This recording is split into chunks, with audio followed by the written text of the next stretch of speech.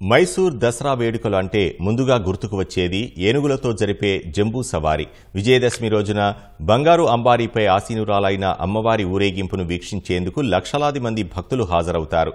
ప్రతిష్టాత్మకమైన జంబూ సవారీలో పాల్గొనేందుకు గజరాజులను ప్రభుత్వం సిద్ధం చేస్తోంది. వాటి బాగోగులపై ప్రత్యేక శ్రద్ధ వహించిన అధికారులు ఊరేగింపులో పాల్గొనే 14 ఏనుగులకు ప్రత్యేక డైట్ చార్ట్ను తయారు చేసి పౌష్టికాహారం అందిస్తున్నారు.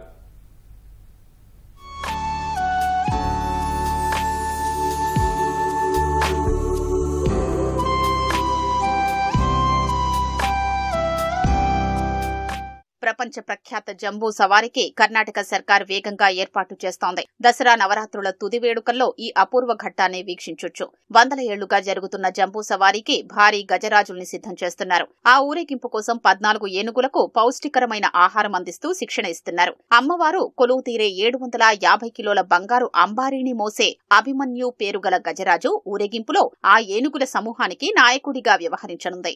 జంబూ సవారీలో పాల్గొనే ఏనుగుల కోసం ప్రత్యేక ఆహారాన్ని అందిస్తున్నట్లు సిబ్బంది తెలిపారు. 14 ఏనుగుల కోసం ప్రత్యేక డైట్ చార్ట్ తయారు చేసినట్లు చెప్పారు.